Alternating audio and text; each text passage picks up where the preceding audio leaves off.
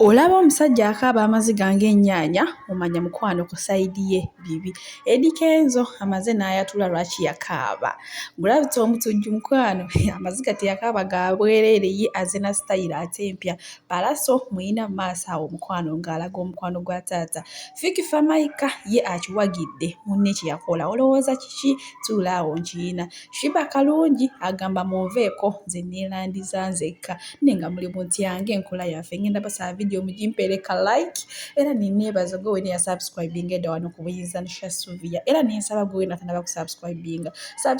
era onyigenne mu notification bell tube nga tutambulira wamu kuba singa onyiga mu notification bell manya oba togenda kusuba buli video yonna gye nteekayo nenga bambi munzikirize gonna nga bawe embujjuvu tosubwa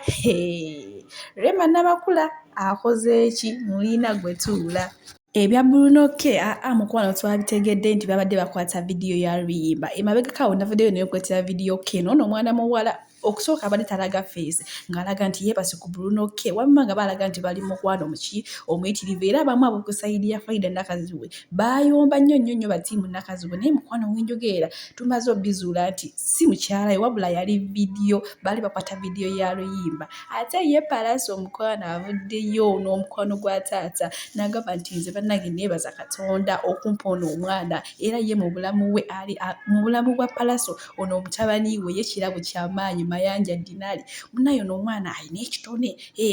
amanyiddwa kale musambi wa mupiira era agamba naye neebaza Mukama Katonda n'agamba era buli muzadde yenna yeegomba okubeera n'omwana ng'owange mayanja dinali Donizera mukwano ye agambye kati kye ngenda okukola ngenda tandika ono omwana mutega muwala wange muno Donizera agenda tandika atege muwala we ono omwana wa Pallaso naye baddaage.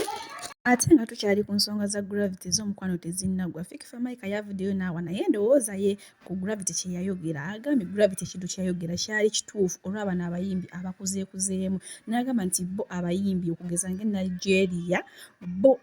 abayimbi abakuze baviira abato n'abato nabo ne babako kye beekoledde kuba already bano abakulu babeera bo baakolaakola dda ng'ensi yabategeera dda naye bo aba Uganda babeera baagala babeereko kugamba mbu bafiirize bano abaana ate ye Gravity ye tannasirisa wadde yavaayo n'akaba amaziga amayitirivu n'akola kino ye tannasirisa era afulumiza kalenda eyo nga woogiraba mbu no ye be bayimbi be aba 223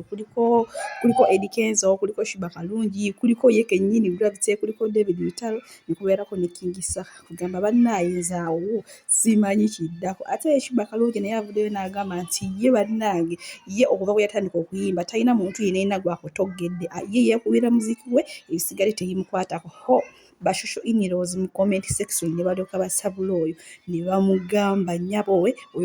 oyinza otya okwogera bw'otyo wano mwali bamukwano nnyo ne Nina Rose yagenda n'akuba hit n'omwawukanako kugamba mbu n'omuzza emabega ye alina akantu ke yakola Nina Rose n'amuzza emabega n'amufuula kisembo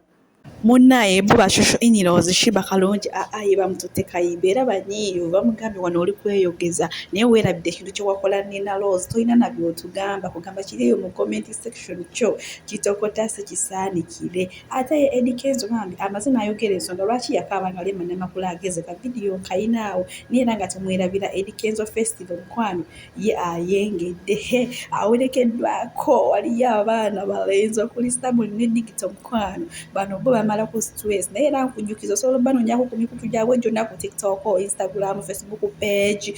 YouTube balina ne YouTube channel osobola okugenda ne weemala Kyovola nayise ne ngamba nti nteranga n'ensoma amawulire nanditegedde ntya nti eno ensi yawungana dda ebinjogerwako mbiwulira ne neebuuza nti mufanga ki baganda bange kansooke mbabuulire ekyanzija mu kyalo kyewaffe nejjansenga mu kibuga eno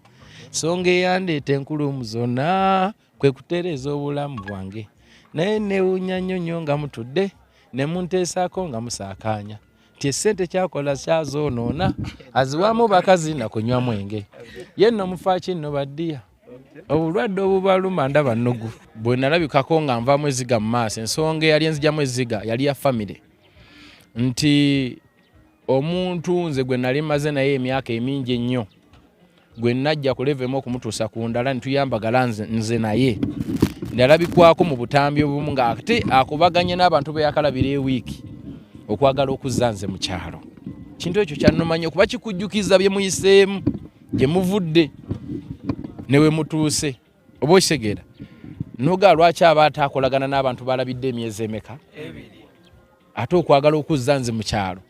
ate oluusi nga tulina n'omwana